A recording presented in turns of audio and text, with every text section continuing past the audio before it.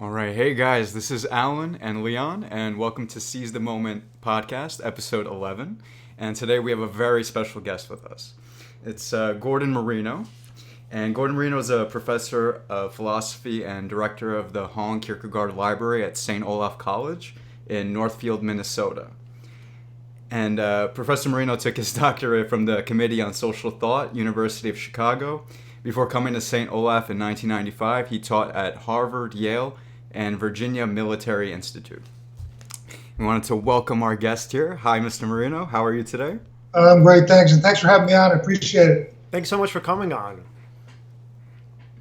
So I heard about you from Leon, actually. He was talking about your book, The Existentialist Survival Guide. Right. If you don't mind, maybe we could talk about that. What's the book about? Well, I've been walking with Kierkegaard for most of the past 35 years, and being in my mid-60s now, I thought I would try to distill at least some wisdom that see what kind of wisdom, if any, I've gotten from the Existentialist. So it's a book that is, on the one hand, an introduction to Kierkegaard, some other existentialists, but also part memoir, because I try to relate very personal stories to the content of the existentialists. Yeah. Oh, wow. And then so in the beginning of the book, you actually talk about your own experiences with depression, anxiety. And so, what was so interesting is obviously the fact that you're able to be so vulnerable and that you're able to connect it to existentialist philosophy, your experiences. So, kind of from my perspective, or rather kind of from my, thought, I was wondering, well, how is it that existential philosophy, and in particular Kierkegaard, helped you cope with depression and anxiety at such an early age? Well, the existentialists, in particular Kierkegaard, were some of the very few philosophically oriented thinkers that really dealt with some of the obstacles we're up against in ourselves, like moods and anxiety and depression. He wrote the concept of anxiety, and he was basically the father of the whole school of existential psychology that came afterwards. So it seemed to me that in order to be a good person, you've got to be able to deal with these moods. Some of us much more than others. Mm-hmm. Kierkegaard really addressed that. Yeah. So I was checking out Kierkegaard before this. That's good to hear. Yeah, and actually, a quick study of Kierkegaard, huh? Yeah, actually, back in college, I learned about him too. I just was, refreshing on. What'd you read? So I was checking out that he says anxiety. It's the dizziness of freedom. It's the contemplation of all these different possibilities and kind of being. With that, and kind of coming to terms with the fact that you have this ultimate freedom to choose whatever. Like, for example, I think there was an example he gave of a man standing on a cliff overlooking. That's Sartre. That's Sartre. Yeah, that's Sartre. Yeah. Mm-hmm. Wow. Yeah. Okay. Still close. Still close. Yeah. What's the the sort of the existential dread, right? It's cool. Well, what are your thoughts on that? C in my class. You would not pass, no. But yeah. So he does connect. Yeah, he connects. Anxiety is a sign that we're spirits, that we have choice, that we're free. So it's in anxiety that we appropriate our freedom. But he's also very cognizant. So he has a positive take on anxiety, but he's also very cognizant of the fact that it can lead to suicide, terrible things, to doing all kinds of things to avoid it. What do you think is the distinction between like the kind of crippling anxiety versus the kind that's good for you? Well, what's the level of it? Yeah, I know what you mean. Yeah, that's hard. That's a hard call to make. But I think it's very important for people not to panic about feeling panicked, but to understand that anxiety is part of what it is to be a human being, and to be able to sit with it. And I think as we've medicalized just about every whim possible, we've developed less and less capacity to tolerate emotions that are really important. Mm-hmm. And that's one of the reasons I do bring up boxing in the books. I'm a boxing trainer for 35 years or whatever, and 30 years. And boxing is a great workshop for being able to deal with anxiety, for being able to being struck with anxiety and being able to having to deal with it in a very supervised situation. But a lot of us don't get much practice with it anymore. It's throw pills at it and that's it. So we have less and less tolerance for it. Yeah. And how did Kierkegaard define anxiety? What did it mean to him? Well, he defines it a lot of different ways. The concept of anxiety is probably his most difficult book, but again, it is this awareness of it's a sense of being free, having to choose, and at some level, of having to make choices without any objective standards for making them. That's certainly what Sartre gets out of him, this idea that we're moral human beings, we have this freedom, and yet there's no real objective standard for deciding what to do. Yeah. So this between anxiety and freedom that we get in them. Yeah, and I think that's what Sartre was talking about in his metaphor of the cliff, where you essentially just, at any point, could kind of just choose to jump off. And there's really nothing stopping you from doing so. I've been on cliffs and had that feeling. I've jumped off a few too, unfortunately. Yeah. What stopped you from jumping? Well, I don't know, but that's what he talks about. But one of the things that's beautiful about Kierkegaard's account is he does relate it to these physiological to the body. It is a kind of dizziness. Anxiety is a kind of dizziness, and he feels like but he's also aware of the possibility of medicalizing it. Yeah. He says some days we'll throw pills and powders at it, which he kind of anticipates the age of big pharma, where where there's a pill, there's a way. Yeah. And what's so interesting about existential thought is that essentially they take these concepts of, let's say, well, in this case, kind of obviously existential dread in terms of freedom, but then also the existential dread in connection to the fear of death. And they sort of, I don't want to say spin them, but they turn them into something that's really useful. And they turn them into something that can be used to live a fulfilling life. And so kind of for a little bit kind of background information for my listeners. So existentialism views death as not necessarily in itself a positive, but something that can be, right? Something that can sort of be turned into, like Alen once said, what was it? Memento mori? Oh, memento mori? Yeah, Be mindful of death? Right. Using it in the sense of making your life more fulfilling. So the existential... Hold on a sec. For someone like Kierkegaard, he doesn't relate it to the bucket list and smell the flowers and more fulfillment. It's wake up, remind yourself you need to be a good person. For him, a faithful person. Recollect God. So the way Kierkegaard's kind of translated is, well, if you're aware of death, you'll be more aware of time, and you'll make sure to paint your masterpiece or whatever, For Kierkegaard, it's not an aesthetic thing like that. It's hey, man, wake up, don't be careless with the relationships, be a good person, I love a line by Dylan, Dylan's line is, time is an ocean, but it ends at the shore, you may not see me tomorrow, and Oh Sister, the song Oh Sister. Yeah. And that's pretty much Kierkegaard's idea that, but again, it's related to kind of an ethical, spiritual kind of thing, not like self-fulfillment, which is a kind of God today. And so, how did he view that? Then, what was spiritual fulfillment to him? What did that encompass?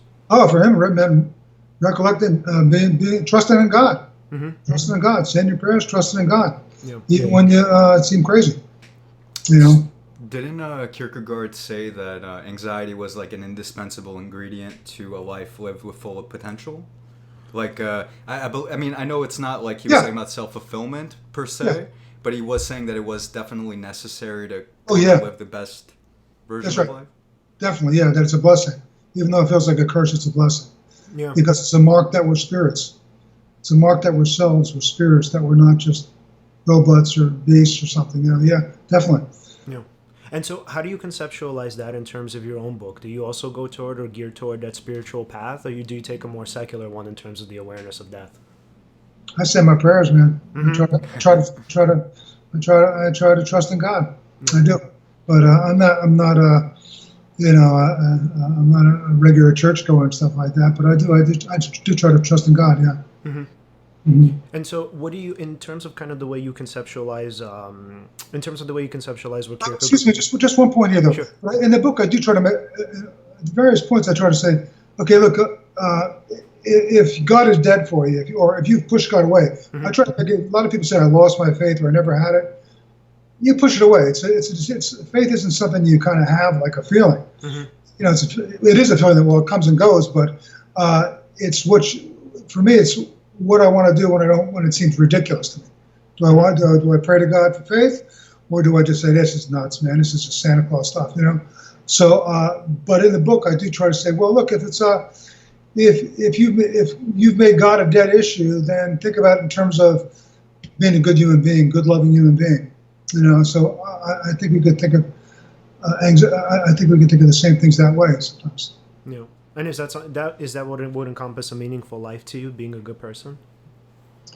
Yeah, but but it's yeah. I just don't know how to. I'm nervous about unpacking it in terms of meaningful life. Yeah. Yeah. I mean, I think all kinds of people that led purposeful lives and made tremendous sacrifice, I'm sure it didn't feel too meaningful when they were in jail for 27 years or whatever, And so it's not meaning. I don't think meaning should be a meaningful life should be our goal. It's rather be a good, loving human being. Yeah. And I try to stress that a lot with my students because they're so wrapped up in understandably in what to do next in life. The vocational issue, and I say, man, you're at a certain age now where I want you to think about what kind of human being you want to be and why. And check back with me in 10 years if I'm still walking the earth. There's so little time spent on that, and so yeah, I think being committed to being a good, loving human being does probably make life more meaningful. But I wouldn't use that as the target. It's kind of like happiness or something like that. So it's like, so it's not about meaning per se. It's about like having a good impact or taking good actions in the world. Yeah, being a good neighbor, being a loving person. See, I think it's Tech Han who said talks about life as walking together, holding hands, walking home, holding hands. Yeah, being good to people, being good to other people. I think that's a huge part of it. Yeah, and that's hard to do when you feel like shit. Excuse my language. Yeah. It's really, and a lot of us deal with it. And it's really easy when things are going well and all the lights are green. And you go through periods, and you're going to go through them in life. There's going to be like, as I mentioned, in the book, my wife's been sick a lot of times, and when you're a young kid, you get married, sickness and health, you go, oh no, man, no problem, sickness, no big deal. Well, there's some real challenges in life coming down the road. Yeah. And I mean, what's so interesting is that Viktor Frankl in his Man's Search for Meaning, right? So he essentially talks about the fact that the meaningful life and the one that's sort of full of purpose. Yeah, exactly. The one that's full of purpose and the one that's sort of full of the one that makes you feel like, let's say, it's worth living is the one where you overcome the suffering and rise above it and still aim to be a good person despite the fact that your struggle is so severe. And he gets that from Nietzsche. I mean, Nietzsche says if you have the why, you have the how. Yes. That's a very, very powerful book. Yeah. And what would you say? Do you think that in some way that Viktor Frankl learned from Nietzsche? I mean, not from Nietzsche. I'm sorry, from Kierkegaard. What do you think he took away? No, I don't think he read Kierkegaard, but he did read Nietzsche. Nietzsche, right? Yeah, he was a really well-known psychiatrist in Austria before he was carted off to the camps. So he was very well read. Yeah, and interestingly enough, with him, a lot of his work wouldn't have been anywhere near where it was in terms of popularity and impact if he had not gone through those experiences. Oh, that's for sure. Yeah. And I think his wife was wanting to see his wife again. That was love. And she was, I think, if I recall correctly, she died in the prison camps. Yeah, she actually did. And he didn't know about it at the time. And he said that the only thing that kept him going, was actually thinking about them and dreaming about him and his children. Yeah. Yeah. Mm-hmm. Love. Yep. Yeah. How would you say boxing helped with your anxiety? Like, what exactly was it? Was it just doing a bunch like drills? Was it in the exercise? Was it being focused? Oh man, I grew up with fist flying all the time, so I took up boxing. I was I was playing Division I football, and transferred to Columbia, and I was boxing various times during my high school years, and I figured. Had a lot of anger in me, a lot of fear, so it was a way of makes you feel less vulnerable in the world, and so it was very important to me. It still is, unfortunately. It's like I got kids I'm training this afternoon, and cover the fights for years, and know a lot of world champions, and it's been important. But I think it is this place where you get you learn to control your emotions, and you deal with emotions that we don't get practice with. Like, again, anger and anxiety. And George Foreman, I know, pointed out something to me that was really, really important, and I bring up in the book, I think, also there's so many kids that never hear a nice word. I mean, they're living in difficult circumstances at home, things are tumultuous, and I was like that, and you go into school and you're pissed off and all the teachers hate you, you get nothing but bad, nothing but yelled at and stuff. And all of a sudden you get to a boxing gym and someone says, "Man, you're good at something," And it really taught me how much affirmation, how important it is. And some people never get any of it. Like a lot of all the guys I have, and mostly Mexican immigrants, nobody ever says to them, "Man, you're really good. You're nice job." You know what I mean? There's no affirmation.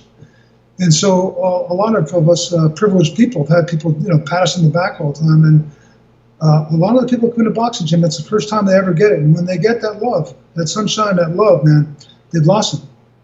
So, and that's not for everybody, but it's true for a certain group of people, and it's really important. Was that what life was like for you as a young boxer? No, I got information from my parents. My parents, there was a lot of craziness and violence, but there was also a lot of love. And the boxing gyms I was in New York were pretty rough places. I was throwing them with top contenders right away in a spar. Wow. It was scary, man. I mean, it's because it made football look like. I remember the first time I got hit by a heavyweight contender spar, and I stepped back and said, "Whoosh." It was kind of beautiful. It was like I was like, "Hey, that's pretty cool." Yeah. Never felt anything like that before, and I had some bad coaches who threw me in there pretty bad. Yeah. So it's really affected me as a coach in terms of being careful with kids. You know what I wonder, and this is just something that kind of came up at the top of my head. So, because you named your book The Existentialist Survival Guide, and I mean, technically speaking, boxing is itself is a sport of essentially survival. I mean, you're trying not to sort of get yourself killed. And I wonder, do you feel like in some way that there's this sort of intimate connection between boxing and your book and why you chose that title? I didn't choose. They don't. You want to hear the titles I had? Sure, please. Don't tell anybody. All right? Stuff like. There are no happy endings. Yeah. Don't tell Harper. So I don't come up. I'm really bad at titles, but I hear you. Let's choose the title. It was like an editor choice thing, right? But I was happy with the title. No, I think it was good because it wasn't like the guide to happiness or guide to a. It's survival. Yeah. So I was happy with that title. But that wasn't mine. What did it mean to you? There are no happy endings. Well, what did the title itself mean to you in the context of your book and your work? Did you sort of view it as more of a survival guide? Yeah, no, that's why I said I was happy with the title. Yeah. I didn't come up with it, and I moaned about it in the beginning, but yeah. I was a little, no, I better not get into criticizing the title. But, well, the thing was, A Guide to Living Authentically in an Inauthentic Age. The thing is, I don't know, most of the kids I teach, authenticity is not a big concept with them these days. Mm-hmm. Maybe more so now with the election coming on also. But it's not one that was, in the 70s was huge. Mm-hmm. Why do you think it's not that huge for them? Because technically... I'm not sure. Yeah, go ahead, I'm sorry. Oh, no, yeah, just, I mean, to live authentically is to... I mean, not to put it the wrong way, but I mean, you could say that's living true to yourself. You're fully expressing yourself the way you wish to. I don't know. But Charles Manson's was authentic, Mm-hmm. So you could be. There's more to it than just being yourself. Mm-hmm. Fair enough. Yeah. In many cases, it's a bad self. But I guess with the with all the issues around social media, the super hyper consciousness about the impact of that, it would seem to have some grip there. I think the issue of authenticity the students question that a lot. Yeah. Young people, you guys are probably on your phone all damn day, right? Close enough to it. Head down like this, right? Don't you tell me the truth. Tell me the truth. How long can you go without your iPhone? Oh God, I can only probably maybe do 30 minutes. 30 minutes to 30 an hour. minutes? Yeah, I'm not kidding. When I'm in session, I don't look at my phone, but then between when I get breaks, I'm always on it. Let's do a test. See if you can go 2 days without using your iPhone. You'll come up with an excuse right away why I got to get on there. So then how would you define authenticity, and what would you describe as, or how would you describe its importance? Look, yeah, so what is okay, so being honest with yourself, for example, I think is a very big aspect of it. For example, if you have insecurities, being open about them and being able to critique yourself. Yeah. So I think those are aspects. Being at home in your skin in some way. Mm-hmm. I think I always think of it that way. Yeah. A lot of that's one thing I do find about a lot of boxers. Even this is weird, but even guys that have suffered brain damage in the ring. You go to the Boxing Hall of Fame, And those guys are at home in themselves somewhat. There's no pretensions or something like that. So kind of being in your home in your own skin, not like, certain people in the, no. Yeah. Yeah, I mean, because it's so interesting. It seems like, at least, I mean, I don't obviously know particularly firsthand knowledge of what other generations were like, but I think that the biggest struggle that people have, especially our age and below us, are struggles with intimacy and being vulnerable with other people. And, you mentioned before how all of us are on our iPhones, and in a way that's sort of a fake version of vulnerability, where we kind of connect with other people, but not really. Right. And it's like we're not really able to be ourselves because everything is sort of heavily curated. And the thing is, we get reinforcement, right, for things that may not necessarily even be qualities that we have. Yeah. Yeah, and even the whole dating procedure, the way of meeting people today. Oh my God, yes. We always complain about dating. Yes. You complain about it. All the time. We just had an episode last week on the difficulty of finding love. Yeah, coincidentally last week. Yeah. Where you can just kind of slide or whatever it is we guys do. Yeah. So you pretty much, you swipe and you obviously get the best version of the other person, and then when you kind of meet and then when you kind of meet them, it's sort of a lot of times lackluster because a lot of people don't really have maybe this is too harsh of a criticism, but at least a good portion of people don't have the ability to really converse. So when you kind of meet them on dates, there's really not that much to talk about, and it's like partially it's because there's a fear of vulnerability, but then the other part is I find that people don't really have much in terms of interest anymore. Like that's the toughest part of dating. Like, say more about that. What do you mean? Well, I mean, like in terms of interest, I mean, most people's interests are literally like reality television, right? Whatever's going on in their little world, right? It's even very rare that you can find somebody to talk to about politics with. I know, that's scary. You're absolutely right. I agree. Yeah, most people just I'm not. You talk because I write a lot of political stuff these days, and I have overestimated how much people are following politics. Yeah. It's amazing. Yeah. But you gotta be able to. You guys do interviews. You should be able to ask questions, listen. It should be cake for you. Seriously, man. I hear you, but it's also a two-way street. And it's also, but it's in order to get to know one another. Here's the dating advice from Mr. Authenticity. you got to be able to. One of the things I talk about in the book even is the ability to deal with awkwardness. There's a lot of awkward situations in life. You just take a deep breath and you try to go through them, and the doors will open up a lot of times. Dostoevsky's fantastic on the topic of awkwardness, and it is a huge aspect in life of being able to sit through it and be together. And it takes a little time. How do you think Kierkegaard would have dealt with it? With dating? With the awkwardness of dating. We scared the hell out of everybody.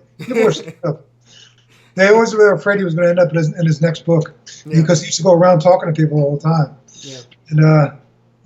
And apparently everyone said he and Dostoevsky made everyone feel nervous as hell. Really?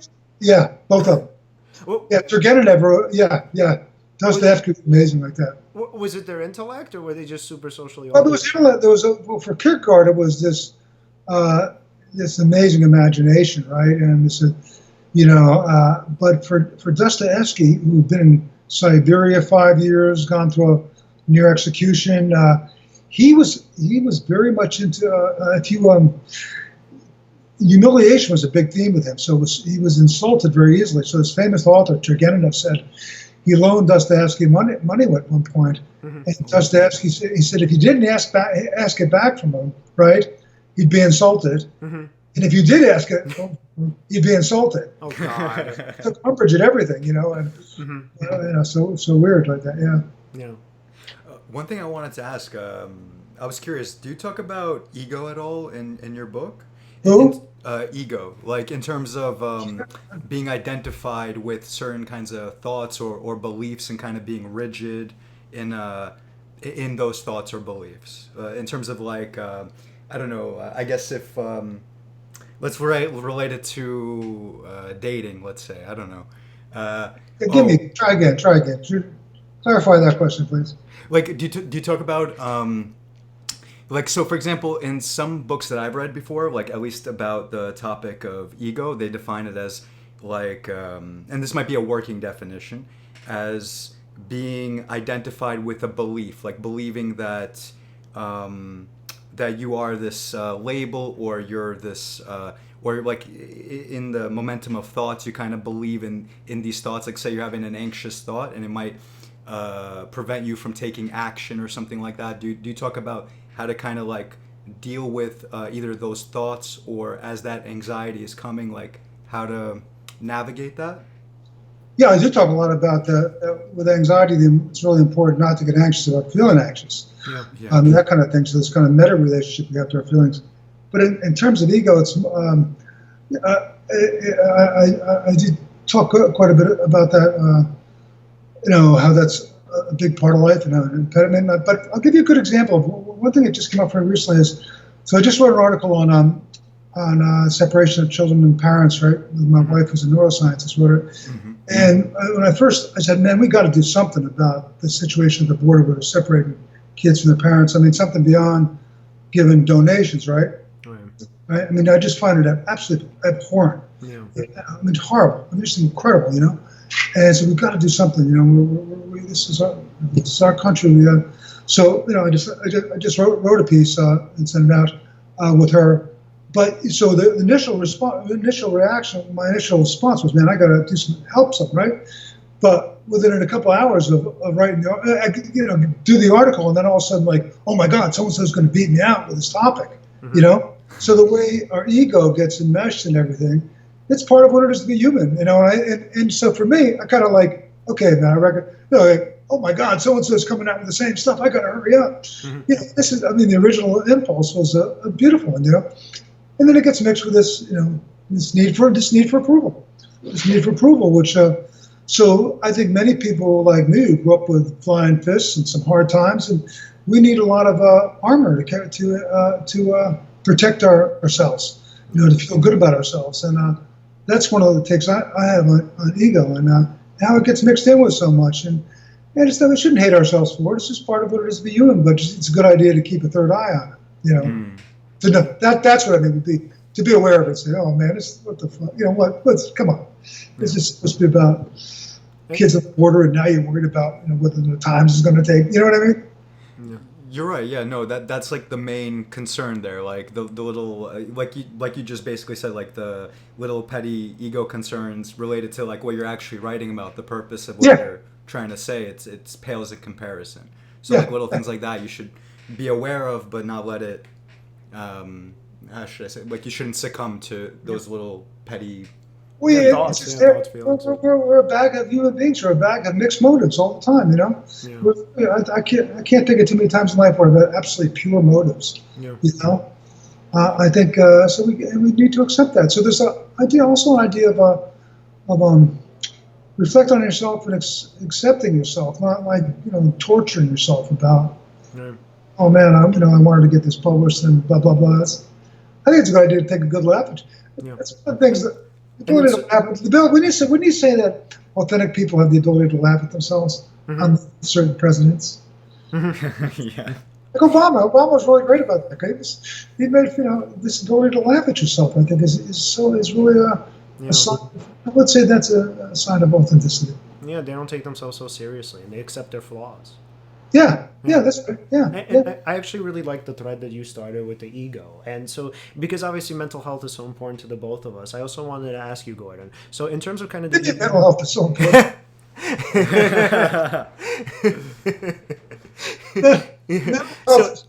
So we know kind of in terms of it's pretty obvious. So we know in terms of the connection between kind of like the ego and depression, right? That people who tend to be depressed kind of are more in themselves or in their own brains in terms of sort of focusing on the things that they don't have, the qualities that they don't have, all of the expectations that they have for themselves, all of the expectations that they believe they should have attained already. And so I was wondering, Gordon, for you, because you have struggled with depression, in some way did existentialism... I am struggling with it all the time. Yeah. So, I mean, did existential philosophy, or does it in any sort of way help you calm those thoughts, or help you sort of see the world in a greater perspective, in a healthier one? Yeah, it helps me ride them through. I realize their moods that pass through like the weather. And that's one of the troubles with you youngsters. So you lose temporal perspective with depression a lot of time, and you feel like it's going to be there like that all the time. Yeah. And that's when people... I think dangerous things happen, but it's also really important. Just, this is from Freud. I've been very deeply influenced by Freud. and he was able to see the element of rage and depression, raging against the self, and so it's hard when most people feel depressed or feel so passive, but they don't realize that element of anger, that self-directed anger. There's this fury behind it all, this self-torture, this kind of and you should read Freud's Mourning and Melancholia. Brilliant. Yeah. Brilliant That's a classic. Yeah. That's an amazing book, amazing essay. Yeah. And so in terms of kind of like, in terms of the existentialists themselves, how do you feel like, or I mean, obviously, how is it that they dealt with depression? Well, I mean, obviously, I would say Kierkegaard was really depressive, and he dealt with it by writing a lot. It kept him afloat, much more so than the other ones. I'm not so sure. I don't think Sartre, he was always on amphetamines and drinking. Simone de Beauvoir. I think Camus must have gone through some, because he had this terrible situation with his wife. He was a womanizer, and she tried to commit suicide. And if you read the book The Fall, it's kind of autobiographical, right? But it's really Kierkegaard who addressed it most directly, I think, in terms of the existentialists. How do you think the writing helped him? What was it about it? Oh well, no, if you're when it gets you when you're writing like that, it organizes your experience as opposed to being consumed by terrible thoughts. So if I'm writing an essay or something, it organizes your mind. And you're also, in some cases, the kind of stuff I write, you're throwing some punches. So. Yeah, it's like they're taking responsibility through action. They're organizing the chaos that's going on inside of them, putting it down into words. Yeah. And by writing, you're essentially, I mean, I don't know how many of them thought like this, but they were definitely doing a service by writing and letting other people know how they thought about these topics, right? Yeah. They vary from person. I mean, certainly Dostoevsky who dealt with depression, epilepsy, everything, man. Yeah. He was writing to make a living, and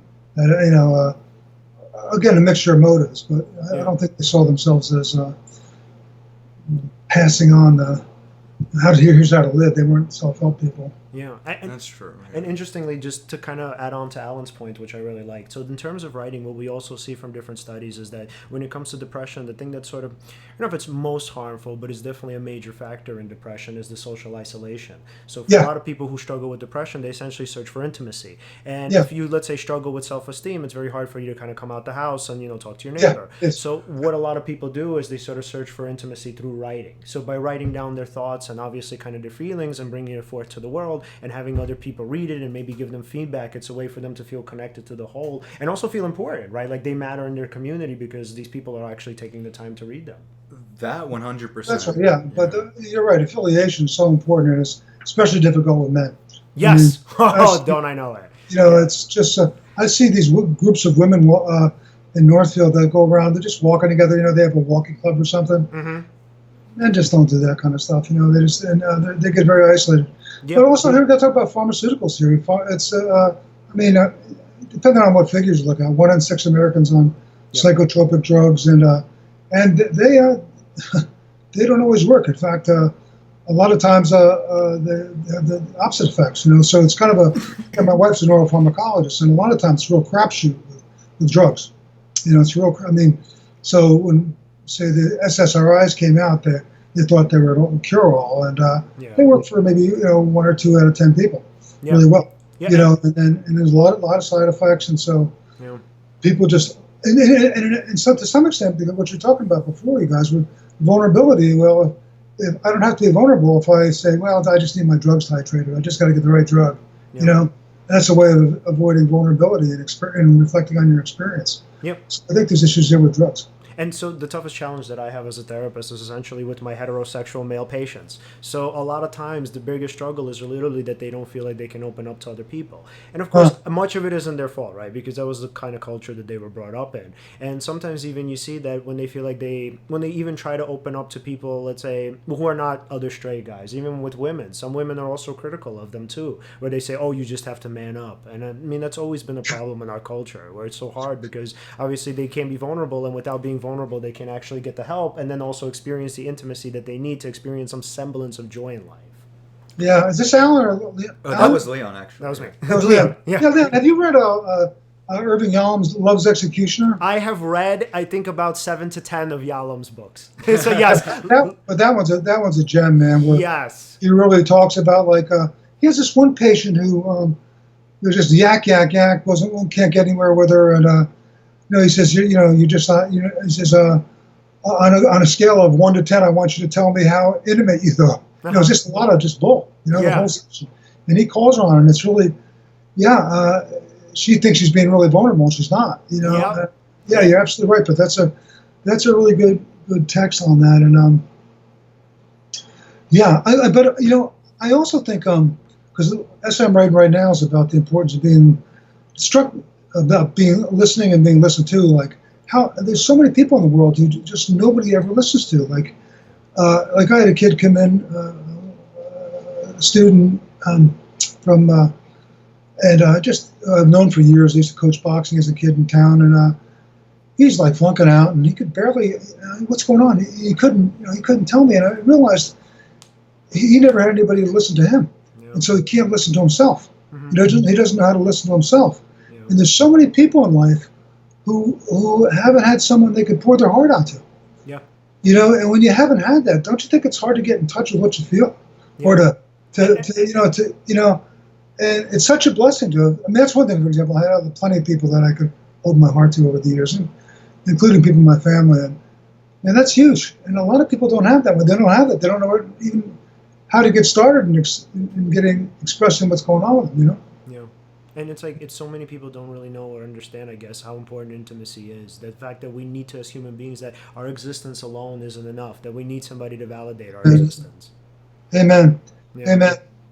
Yeah, how do you get, that's one of the things I'm worried about with the border stuff on the border, your ability for attachment, your ability to be together with someone, Yeah, right, and especially, and the caregivers who are, and I use this term very loosely at the border, are essentially not caregivers, and they invalidate, right, and they're invalidating these children's experiences. That's what makes it, that's what even sort of compounds the atrocity of it. Oh, it's unbelievable. It's just terrible. And we did that, when you think of slaves, from the families, Native Americans sent to the boarding schools, and how much, it's just horrendous, just horrible, it's just so cruel.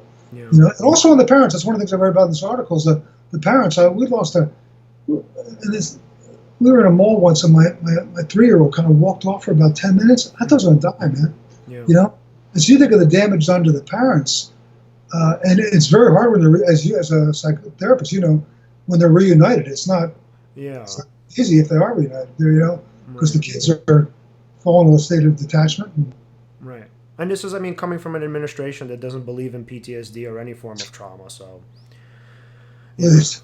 Don't get me started. Yeah. Say New Jersey. That's a pretty heavy topic.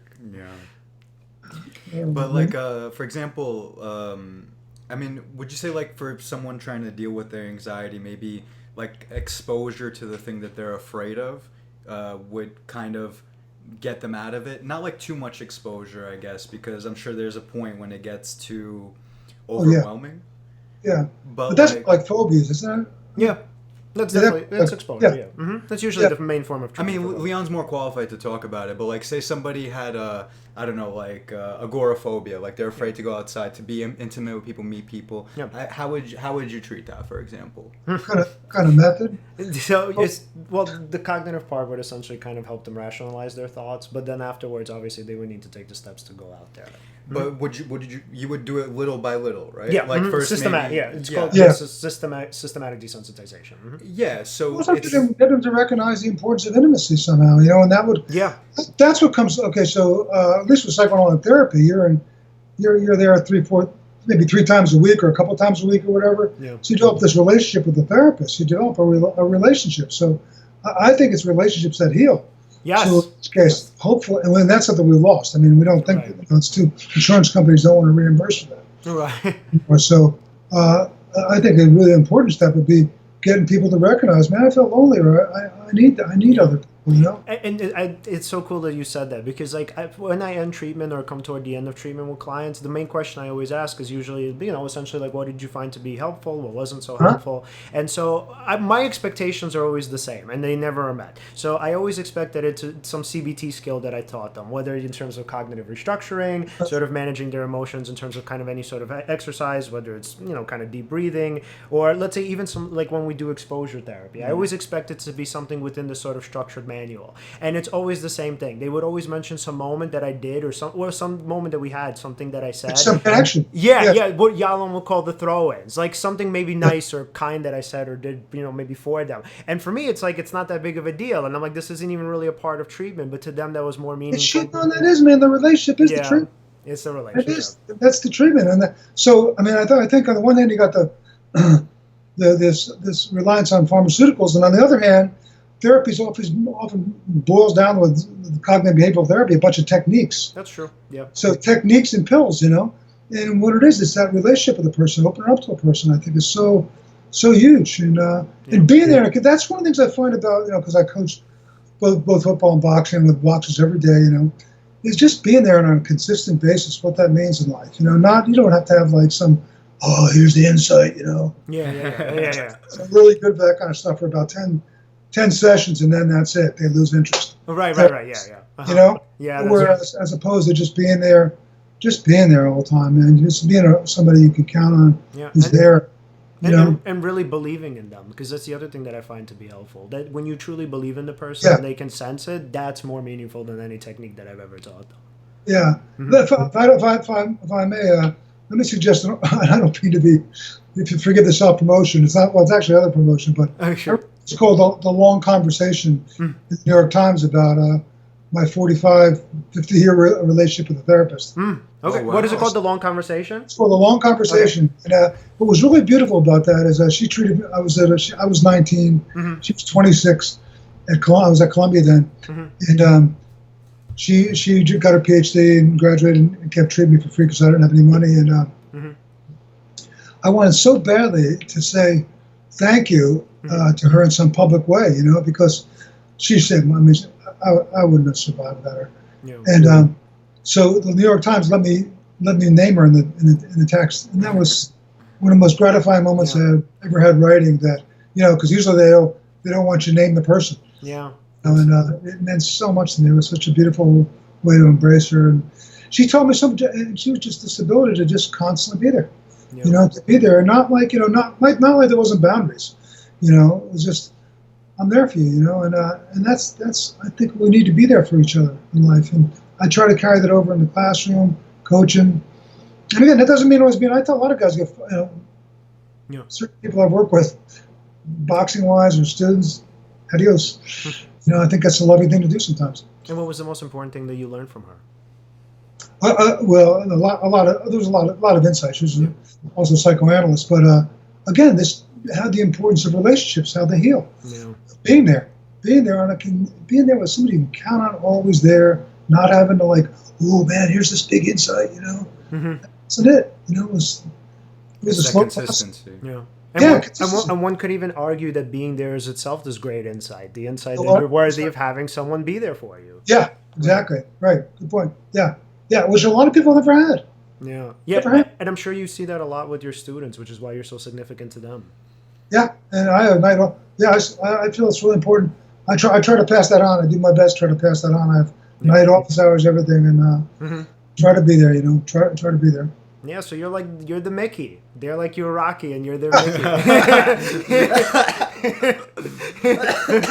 Get up, you son of a bitch! Don't get me started. Mickey loves you. Except for her personally. That's good.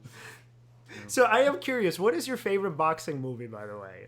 Oh, come on. Raging Bull by far. Which one? Raging Bull. Oh, Raging wow. Bull. You want a little story about that? No, Yeah, sure. Yeah, please. All right. Don't tell anybody again. Okay, so when I was boxing back then, and so Jake LaMotta goes out to I shouldn't tell you this. I'm just going to get in trouble. So Jake LaMotta goes out to Hollywood to make this movie, right? Yeah. And to coach De Niro and everything. So he was working at the it was called the 49er Club, which is a topless bar, right? So I took his job for a while, and it was a mafia bar. Wow. And when I was a kid, I always wanted to be in the mafia, right? Great aspiration. So, I mean, it was like those were the cool guys. Those were. And this is even on Columbia, right? Yeah. Talk about screwed up in the friggin' head. Right? So it's a mafia. I should. There were mafia people in the bar. Right. So this was like so cool to me, you know. Like I'm in, man, you know. Like, so a couple of weeks later, I got really drunk and came in there and got fired. Thank God, man, because it probably saved my life, you know, because what was next was, hey, man, we need you to go over and do something. You know, I had no idea what I was getting into. I just thought it was so. I know this spectacular writer, Gay Talese, a little bit. He's been very kind to me, and I met with him a few times, and he did that book, Honor Thy Family. Yeah. So I was talking with Gay about this, and I told him the story, and he goes, and he was embedded in that family for about 5 years, writing that book, and right, and I said to Gay, I thought they were really cool, and he looked at me and goes, they are. It was like, you know, so the Raging Bulls, that was the best. That was really good, man. Yeah, and you've been covering boxing for some time. From what I read, is that you actually covered for the Wall Street Journal. Mike Tyson, 2001 probably, I guess, yeah. Oh, you've been covering Mike Tyson? Yeah, I know Mike. Mike endorsed my book. Wow. You look at the back of the book, you see it. Wow, what's your relationship been like with him? Well, I was writing on for the New York Times Magazine at first, and I went out to Hawaii when he was training for Lennox Lewis, and we hit it off pretty well and stayed friends, and I was at his wedding and first party, and we got, you know, I'm starting to sound like an old man. You want to hear a story? Yes, absolutely. Yes. Okay, so Mike, so Mike invites me, my wife and I, to his wedding with Kiki, and I'm out there, and as soon as I see him, I go up and shake hands with him. You know, a big handshake and hug. Yeah. Knocks a tooth out of my mouth. Oh wow! I mean, at the very moment, you talk about electric energy.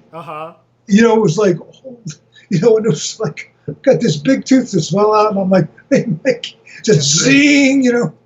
And he's talking. So one of the things I did as a boxing writer, why I think I'm an excellent boxing coach, I do think I'm really good at this, is because all the fighters I got to know, I would always ask, okay, tell me one move to pass on.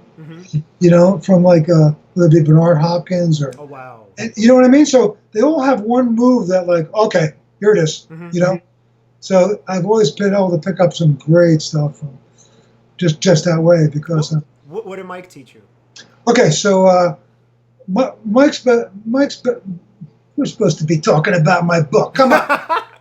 I'm sorry, this is so This is not going to sell any books. Come on. This is related to the Existentialist. No, this will definitely sell more books than you think. Okay, so Mike's specialty, which he really got from Roberto Duran and through Customato, right hook to the body, right? Then you come up the middle with a right uppercut. That's the knockout punch, right? That was his big one. Yeah. But the other one was hard jab to the solar plexus a couple of times.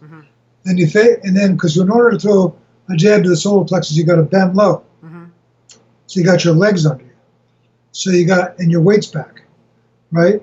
And so you're poised to throw a big right hand, right? Yeah. So then you fake the left of the body, boom. Wow. And throw the right, because when you throw the left of the body, the counter punch to that is a counter right hand.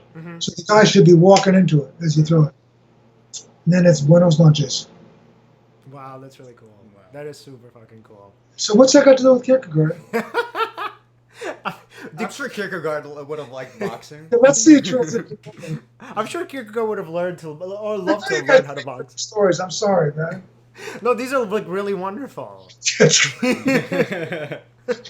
don't send me to my president at the college, will you?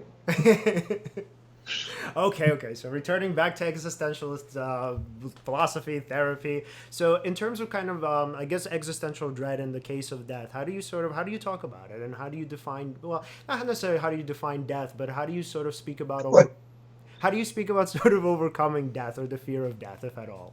You don't overcome it. This is something we got to walk through. I mean, even Jesus said, "Take this cup, man." You know, it's there's no overcoming it like you know. I mean, it's sure to be able to die well, to be able to accept it, certainly, but it's not. I don't think you overcome it. Everyone's afraid. I've talked to very brave people about to die, and they're scared. They deal with the fear, and you know.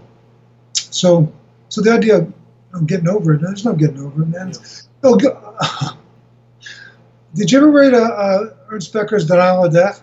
Yes. Alen did. Alen did. He loves that book. That's a deep book, man. Yeah. It's a deep book. You know. Well, so I don't think it's being able to accept it. You know, to accept the fear, be graceful with it, and let go. But it's scary. You know, it's scary. Yeah, and to be present with it. Yeah. Yeah. Well, what do you think? But I think the lesson is, though, at least I know if you don't believe in God or whatever. Yeah. Don't be careless with people, man. Yeah. You know, make amends. Don't let things hang. You know, don't have fights, stupid fights, and let them sit out there. Just, you know, make up. Yeah. And what do you think of Irv Yalom's idea where he says that although the reality of death destroys us, the idea of it can save us? Yeah, I don't know about saving us, but yeah, it's really important. Yeah, and he confesses to having a kind of morbid fear of death and aging. Yeah.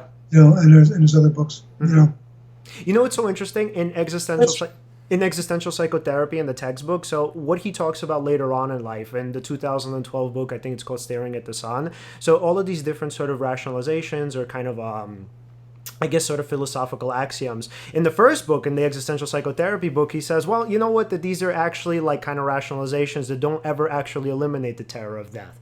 But then you kind of fast forward to 2012 and he's like, oh, guys, in order to overcome the terror of death, these are the rationalizations that you should remind yourself of. So it's kind of interesting how that shift happened. And that was like, existential psychotherapy was written in 1980, and then this book was written in 2012. Wow. Yeah, and again, he confesses to being really terrified of death early on. You know, so it was interesting here watching him wrestle with it. He's probably somebody who deals with the fear of death and et cetera by writing. Yes. Yeah. You know, he keeps that pen. He keeps going. Yeah. Oh no. I mean, he's definitely been honest about that because for him, the books. Oh, did he? I haven't read it, but I didn't. The Gift of Therapy I looked at. I wasn't able to get into that, but Love's Execution is the book I always use.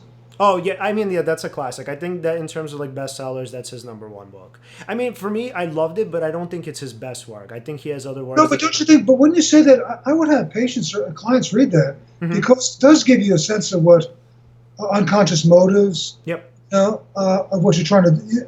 I think it'd be a good book for clients to read. No, it definitely is, and it's easily digestible. And did you ever read the follow-up to it, Mama and the Meaning of Life? No. Oh, that's a classic. I actually like that one much more. And so he has this. It's called Mama and the Meaning of Life. It's the follow-up. The stories again? Yes, same thing. And it says on it the follow-up to Love's Executioner. Oh, I gotta get that. Wow. Yeah. So there's a story. I'm not gonna ruin it for you guys. There's a story about the cat, and so I tell this story to virtually all of my clients, and they're like blown away by it. It's Yalom's story. Huh. Yeah, it's like a fantastical. Oh, thanks. That's all I'll say about it. I didn't know about that. Yeah. I thought he went into fiction with that one, Nature's Tears or something like that, or. Oh yeah, so and then he also wrote Schopenhauer's Cure, which is That's right. Yeah, that was a good one. Yeah. Oh yeah, with Nietzsche Wept, that was another one. Oh, Nietzsche Wept, yeah. Yeah. So no, Yalom, and I mean the last book he wrote was called Becoming Myself, so it was essentially kind of an autobiography. Oh, is that right? Yeah. So I mean, he still writes. Yeah, and he still writes nonfiction. I think the Becoming Myself book is his last one. I don't think he's writing anymore. But even after he wrote When Nietzsche Wept, he still actually wrote he still wrote nonfiction books in terms of like cases.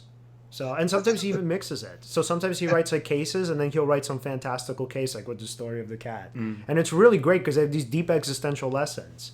Oh, wow. I'm going to get it. Thanks for most definitely. So, and would you say out of all of the existentialists that Kierkegaard was the one who most influenced you? Oh, yeah. Yeah, by far, right? He's my man. We're sticking together. And Nietzsche, too. Nietzsche's been a big influence, but not as much as Kierkegaard. Yeah. You know, I didn't even think to ask this before. How did you discover Kierkegaard? I described in the book. I was hospitalized, and after a breakup with my split with my first wife, and it's a basket case. You guys should read the book. I am 100%. That's for sure. I saw it on Amazon actually before the podcast. Take a look at it. Oh, did they sell it there? Oh, come on. Yeah, so I just happened to bump into him I actually shoplifted the book when I was a kid. So Yeah. Wow. I was a kid. I was like 23. Don't tell the president. And so what about some of your other works? Because it seems like they were a little more sort of academic. Yeah. In order to get tenure, you need to be able to write academic stuff too. Yeah. So what spurred this shift? How come you decided? What spurred this shift? How come you decided to write a book more? Oh no, I've always been writing articles for New York Times, Atlantic, written a lot of other articles too. Yeah. So I always feel it's really important for academics or at least for a lot of people in philosophy to be able to reach an educated audience. And it seems to me that if you can't do that, there's something missing.